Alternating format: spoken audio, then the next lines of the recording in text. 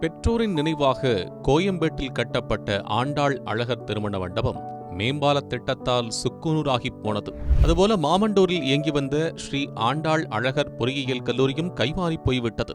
இதையடுத்து விஜயகாந்தின் லட்சிய கனவை சிதைத்துவிட்டதாக முரசுக் கட்சி தொண்டர்கள் தங்களது வேதனையை கொட்டி தீர்ப்பதுதான் ஆகப்பெரும் சோகமாக இருக்கிறது. இதுகுறித்து விரிவாக பார்க்கலாம். Meenakshi academy of higher education and research admission open, apply online. நாமக்கல்ல திருச்செங்கோடு மெயின் ரோட் எர்ணாபுரத்துல இருக்கிற ஸ்பைரோ பிரைம் பப்ளிக் ஸ்கூல்ல +2 போர்டு எக்ஸாம்ஸோட சேர்த்து நீட் அண்ட் JEE கோச்சிங்கும் கொடுத்துட்டு இருக்காங்க. கடந்த 2001ஆம் ஆண்டு செங்கல்பட்டு எடுத்த மாமண்டூரில் ஸ்ரீ ஆண்டாள் அழகர் பொறியியல் கல்லூரியை விஜயகாந்த் தொடங்கினார். தன் பெற்றோர்கள் பெயரை இந்த கல்லூரிக்கு விஜயகாந்த் வைத்த நிலையில் கல்லூரி நிறுவனராக விஜயகாந்தும், தலைவராக பிரேமலதா விஜயகாந்தும், தாளாளராக சுதீஷும் இருந்து வந்தனர். சென்னை திருச்சி தேசிய நெடுஞ்சாலையில் 75 ஏக்கர் பரப்பளவில் விஜயகாந்த் நிறுவிய இந்த பொறியியல் கல்லூரி BE BTech படிப்புகளில் 7 பாடப்பிரிவுகளும், முதுகலை படிப்புகளில் 4 பாடப்பிரிவுகளுமாக செயல்பட்டு வந்தது.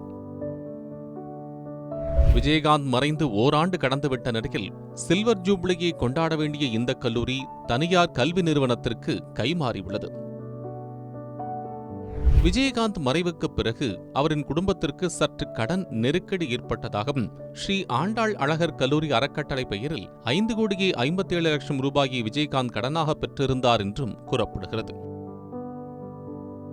இந்த கடனை திருப்பி செலுத்த முடியாத காரணத்தால் கல்லூரி உட்பட விஜயகாந்துக்கு சொந்தமான சொத்துக்களை ஏலமிடப் போவதாக 2019ஆம் ஆண்டு சென்னை அண்ணா சாலை இந்தியன் ஓவர்சீஸ் வங்கி அறிவிப்பு ஒன்றை வெளியிட்டது.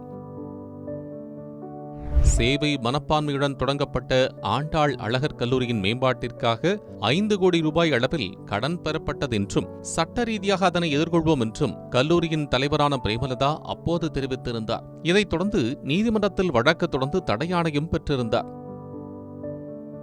2016 சட்டமன்ற தேர்தலின் போது இந்த கல்லூரியில்தான் மக்கள் நல கூட்டணி மற்றும் தேமுதிக சார்பாக மாநாடு நடத்தினார்கள்.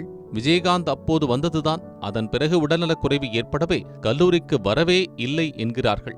எப்போதாவது ஒருமுறை வந்து கொண்டிருந்த பிரேமலதாவும் வருவதை வெகுவாக குறைத்துக் கொண்டார் என்றும் கூறப்படுகிறது.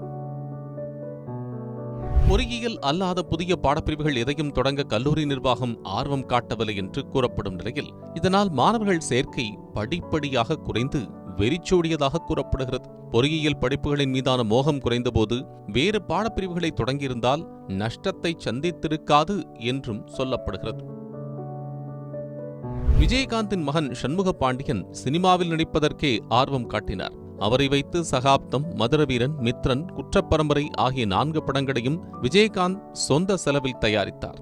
ஆனால் எதிர்பார்த்த அளவிற்கு அந்த படங்கள் வெற்றி பெறவில்லை. இதனால் பெரிய நிதி நெருக்கடிக்கு விஜயகாந்தின் குடும்பம் தள்ளப்பட்டதாக விவரமறிந்தவர்கள் கூறுகின்றனர்.